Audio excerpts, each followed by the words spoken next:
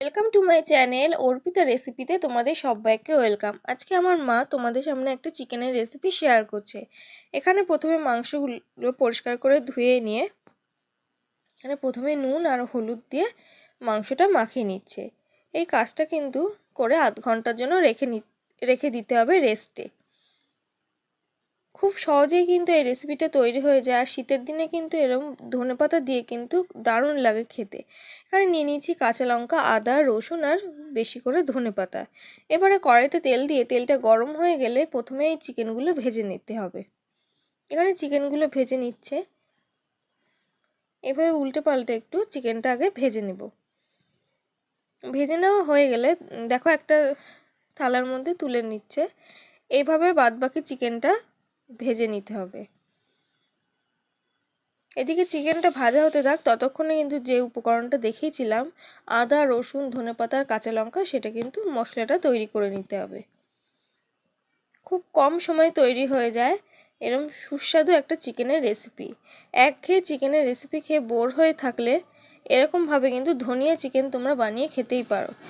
এবার দেখো চিকেনগুলো ভাজা হয়ে গেছে। ওই তেলের মধ্যে একটু পরিমাণে তেল দিয়ে এখানে প্রথমে দিয়ে দিচ্ছে মিডিয়াম সাইজের দুটো পেঁয়াজ কুচি। এবারে পেঁয়াজটাকে হালকা লাল করে ভেজে নিতে হবে।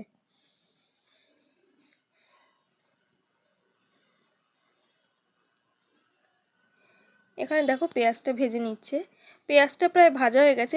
এরপর দিয়ে দিচ্ছে গুঁড়ো মশলার মধ্যে হলুদ গুঁড়ো আর জিরের গুঁড়ো দিয়ে ভালো করে মশলাটা কষিয়ে নেওয়া হয়ে গেলে ভেজে রাখা যে মাংসটা ছিল সেটা দিয়ে দেওয়া হলো। দিয়ে এবার এটা ভালো করে মশলার সাথে কষিয়ে নেওয়া হবে। মাংসটার সাথে ভালো করে কষিয়ে নেওয়া হয়েছে। এবার এটা ঢেকে দেওয়া হলো মাংসটা একটু সিদ্ধ হওয়ার জন্য। আর এইদিকে দেখো মাংসটা থেকে অনেকটা জলও বেরিয়েছে। এর মধ্যে দিয়ে দেওয়া হলো যে মশলাটা বেটে রাখা হয়েছিল, ধনেপাতা, কাঁচা লঙ্কা, আদা, রসুন, সেই মশলাটা দিয়ে দেওয়া হলো। তার সঙ্গে দিয়ে দেওয়া হলো একটুখানি জল। মশলা ধোয়া জলটা দিয়ে ভালো করে এটা মাংসের সাথে কষিয়ে নিতে হবে। কষিয়ে নেওয়া হয়ে গেলে এটা কিন্তু কিছুক্ষণের জন্য আবারও একটু ঢেকে রাখতে হবে। ঢেকে রাখার আগে দিয়ে দেওয়া হলো অল্প পরিমাণে চিনি আর স্বাদ অনুযায়ী নুনটা। এখানে মিষ্টিটা তোমরা দিতে পারো রান্নায়, দিলে কিন্তু টেস্টটা ব্যালেন্স হবে। আর যারা রান্নায় মিষ্টি পছন্দ করো না তারা কিন্তু এটা অ্যাভয়েড করতে পারো চিনিটা। দিয়ে ভালো করে মেশানো হয়ে গেলে দেখো এটা 4-5 মিনিটের জন্য এইভাবে ঢেকে রাখতে হবে। ঢেকে রাখলে কিন্তু একদম তৈরি হয়ে যাবে। দেখো এবার ঢাকনাটা সরিয়ে দেখে নেওয়া হচ্ছে যে মাংসগুলো সিদ্ধ হয়েছে কিনা। মাংসগুলো সিদ্ধ হয়ে গেলে আর গ্রেভিটাও একটু এরকম